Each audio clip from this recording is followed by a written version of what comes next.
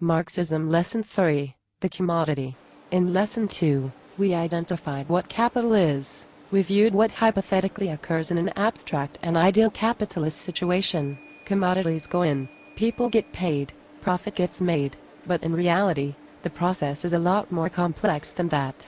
What is the nature of the stuff which we use as capital? Why do we choose certain things to be capital, and why does it have value?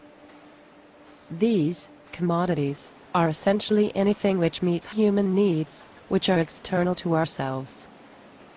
They must have what Marx calls a use value.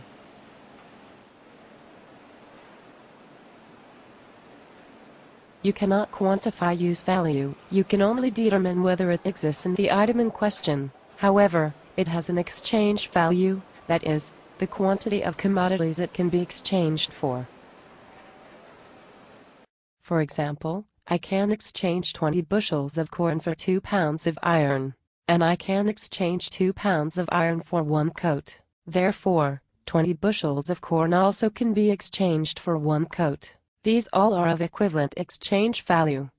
Of course, these are all quantitative representations of value. Value is the connector. These are all equivalent because of a force called value. What then is value? If we search around, these are not all of equivalent utility, for that is subjective. They also are not of equivalent risk value or some abstract notion. The only thing they have in common is labor.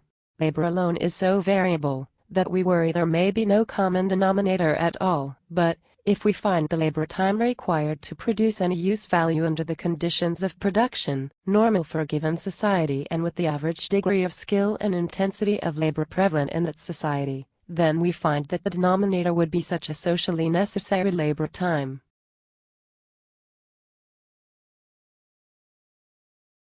Therefore, the value of a commodity does not stay constant as it advances or it varies in labor productivity. And if you make a mud pie which no one wants, then the low use value will cause its exchange value to decrease. That is why specialized commodities which are rare, but very useful, are very expensive. And if only you have use for it, then it has a high personal utility, but low social utility. Therefore use value is social use value, and not pure subjective utility. Social use value is only the activator of exchange value, and is not directly equivalent to the exchange value which is determined by socially necessary labor time. They are all clearly connected, but social use value is not quantifiable, and therefore you cannot draw perfect equivalence between it, labor time, and exchange value.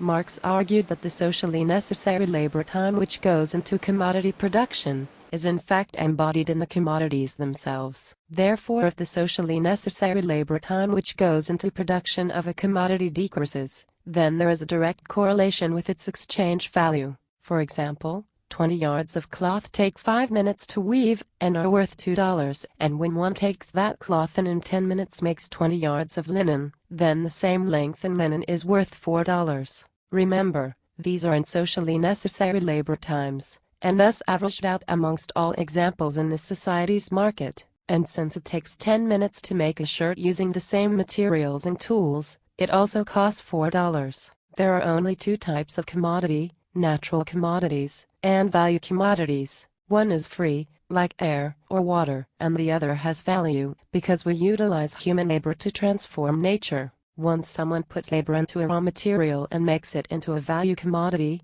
then society deems it reasonable to exchange their value commodities for that value commodity. The exchange value of a commodity is only realized in relation to others, but not itself. To itself it is worth nothing. Only in relation to commodities of equivalent value does it itself have value. They are of the same value because they have the same amount of embodied socially necessary labor time.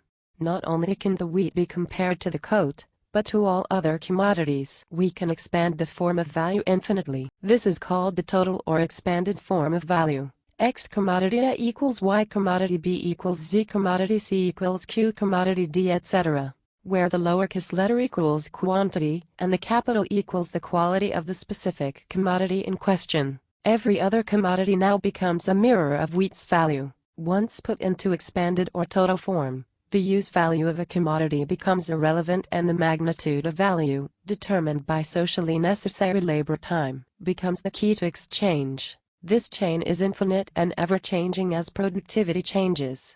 As you see, these all have the same exchange value. We can show this in the general form of value. Exchange value exists as a joint contribution of the embodied socially necessary labor time in all commodities. The general form of value is better because it is a simple form, and it is a unified form. Since the form is simple and common to all, that is, 20 yards of linen being common to all, it is general. Therefore, since they express a unification of equivalents abstracted from socially necessary labor time, the general form also expresses the social character of exchange value.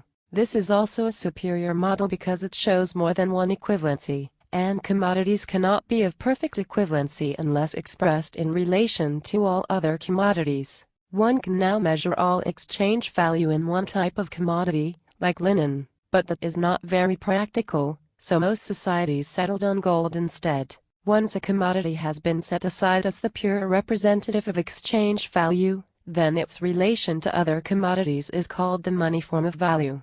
Thus we have seen how the simple commodity form X commodity A equals Y commodity B becomes the money form of value, and when minted, whatever price form that will take. Why then, when we see our commodities in daily life, don't we immediately recognize that their exchange values are a result of embodied labor? Perhaps due to the historical circumstances of capitalist society, the values of commodities are usually studied by political economists in their most advanced form, money. These economists see the value of the commodity as something metaphysically autonomous from the social labor that is the actual determinant of value. Marx calls this fetishism, the process whereby the society that originally generated an idea eventually, through the distance of time, forgets that the idea is actually a social and therefore all too human product. This society will no longer look beneath the veneer of the idea, in this case the value of commodities, as it currently exists. The society will simply take the idea as a natural and/or God-given inevitability that they are powerless to alter.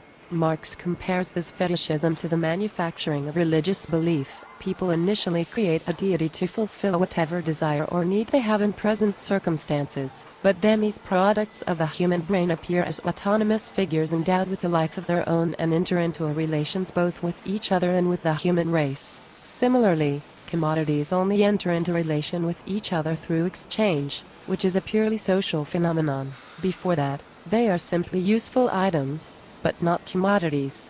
Value itself cannot come from use value because there is no way to compare the usefulness of an item. There are simply too many potential functions. Once in exchange, commodities' values are determined by the amount of socially useful labor time put into them because labor can be generalized. For example, it takes longer to mine diamonds than it does to dig quartz, so diamonds are worth more. Fetishism within capitalism occurs once labor has been socially divided and centrally coordinated, and the worker no longer owns the means of production. They no longer have access to the knowledge of how much labor went into a product because they no longer control its distribution. The only obvious determinant of value remaining to the mass of people is the value that was assigned in the past. Thus, the value of a commodity seems to arise from a mystical property inherent to it, rather than from labor time, the actual determinant of value.